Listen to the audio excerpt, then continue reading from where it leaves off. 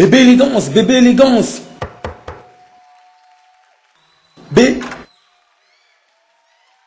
Ah, bébé élégance. Ou pas mili qui bébé élégance. Na pakoli. Ou tu poudre bébé élégance. Nache. Bana chizans bana zaba, bonela ki mingi bébé liko, kasi bébé élégance. Amemeli bino kwa solo, amemeli bino kwa bien, loko bolingaka. Alors on a dit, vous pétez la éma pour y aller danger. Oh bébé élégance. Seme. Solo kitoko buena bébé na yo.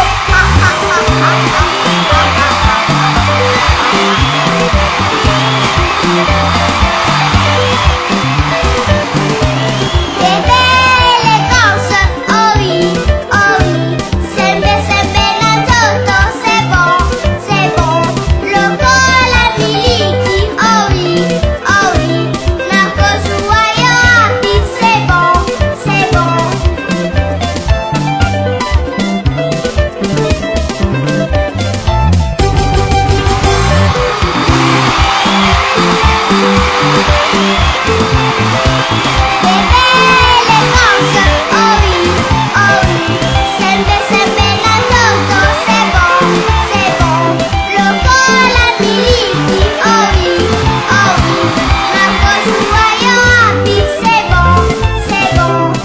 Ba maman na batata ya bana bokende kosombela bana na bino ba produit oyo et ko binisa bango na solo kitoko nango.